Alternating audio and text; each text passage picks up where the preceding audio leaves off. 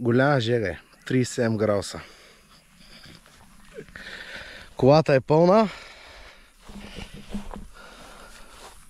Но не чак толкова. И защо не е чак толкова?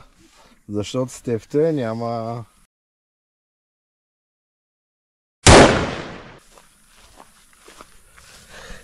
Този път ще се отдадем истински на риболов. Опа, сома му. Лека по лека. Трябва да пренесем палатките. Там надолу някъде. По-късно ще ви обясним къде сме. Един от най-важните бойни другари. Теслата. Слизаме надолу. Може би тук. Може би и тук. Къде са си оставили бокучетата. Абу Гарсия. Ще е хола. Това място е добро, но не е за големи палатки. И продължаваме. Само 37 градуса.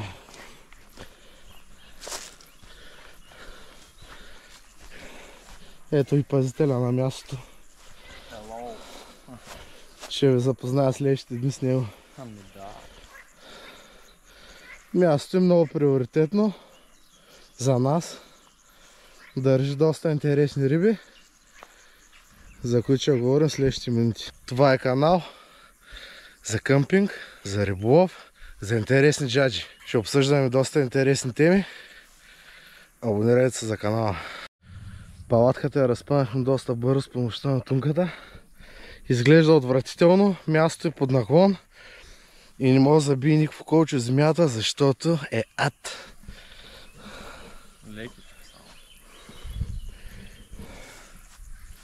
Като за 2 нощувки и то на риболов ще оцелем. Почваме да разтоварваме багажа. До след малко. Сега ще ви покажа в тази джунгла. Сега качваме по този склон.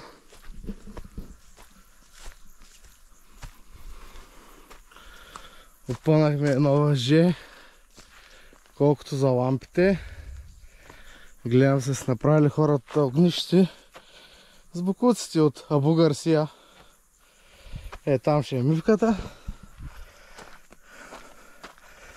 Днеска сме доста леко екипирани. На 35 градуса аз свърлих. Тази вечер ще бъде доста спокойно. Ще се наглася ваиците, ще ги подготвя. Ще решим дали ще ги фърлям. Най-вероятно ще ги фърля. Все пак съм тук сам цяла нощ. Тази вечер софричката ще е доста бедна.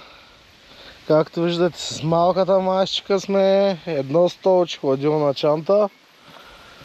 Правя си пържолки само за мене. Тунката се стръгна.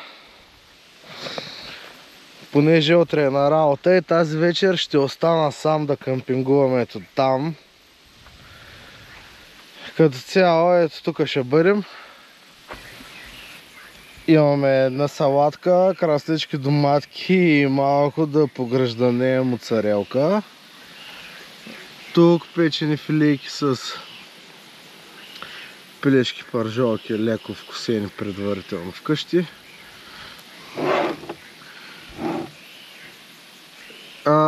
Това е Глен Грант. Едно от страхотните ефтини уискита, които не са блендед, но това може да го обсъждаме в една съвсем различна тема. Ако искате някой път да поговорим за качествения алкохол, за качественото уиски, качествения джин, качествената водка или как да си направим страхотна домашна ракия, къде са най-добрите казани, абонирайте се за канала и ударете камбанката. Вие ми помагате да се разрасна, аз ще помогна на вас за страхотния къмпинг, който ви предстои. За съжаление обаче, помпичката ми сдаде багажа. Вече нямаме мивка. Както и да е, ще го преживееме. Тази нощ ще е така. Срещу нас на отсрещния бряг има един господин, който фърля на светещи пера. Ще видим какво ще се случи. Жегата все още е умопомрачителна и мисля, че ми личи. За съжаление, идва страхотна буря към нас. Задуха страхотен вятър. Поукрепил съм палатката. Много сериозна буря идва. Страхотен вятър. И да, ако ви изглеждам притеснен, има защо. Трябва да се внимава в такива условия. Въпросът е, че не го даваха да вали тази нощ, даваха го да вали следващата нощ. По-различно е, кога сте повече хора. Помагайте си, по-бързо се прибират неща. Не знам, ще видим. Лошото е, че се задава бурята точно в посока към нас. Страхотна буря се задава. Ако стане страшно, ще влизаме в колата. Започна да става все по-страшно, вятър е все по-силен. Метео Балкан започна да предупреждава за сериозни бури във Видин, Лом и Плевен. Имаме статистика как са паднали повече от 10 000 мълнии със сериозни градушки и сериозни дъждове. Желателно е в такива атмосферни условия да не къмпингувате наистина в такива безлюдни места. Или ако ви сварят такива градушки и подобни атмосферни условия, е желателно да не сте сами. Ако се окажете сами, най-добре изпратете локация, къде се намирате, на близки, на приятели, защото всичко се случва. Пожелайте ми успех, аз оставам тук. Бурята му връхлита със страшна сила. Бурята е точно до нас. Положението е сериозно. Вятъра, както беше много силен, изведнъж много рязко спря. Сега е въпроса да се покривам докато имам време или да пускам сомските въдици. Не ми остава много избор. Запухана е яко. Да видим докъде ще стигне.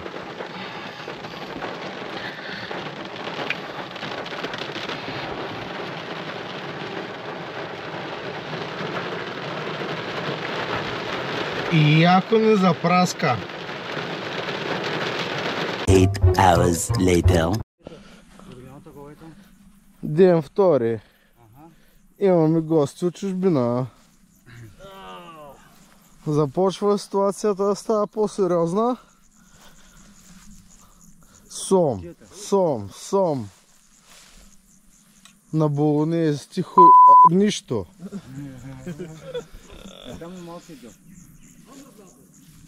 Отиваме да видим скарата.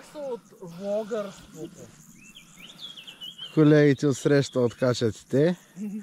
Поради същата причина. Няма. Вчера беше тежък ден, тежка нощ. Цял ден спахме. Нищо не сме правили. Не, моето момчека сами прът. Някои бачкаха. Тази нощ се надявам на спокойно време. Да видим какво ще се случи. Въдиците там са чудесни, не са мръднали. Абе, чувам постоянно някакъв звънец, се насирам. Аз се побърквам. Много ми харесва, когато аз съм спрял да се занимавам с готвенето. Имам ентусиаст. Специалист на филийките, познаваш ли го? Добро утро. Ден втори. Какво му е доброто? Мамка му не е добре. Риби няма. Нищо няма. На- Въдиците са накъсани. Задна сме зверски жестоко. Ходя си, тръгвам си.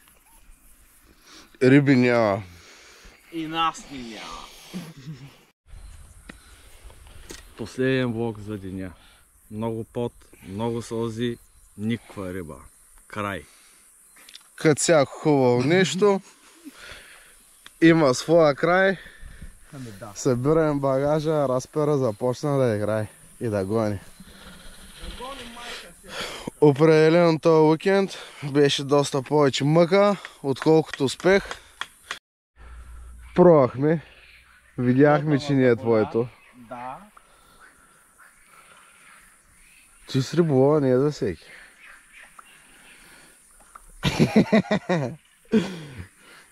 Спряли го.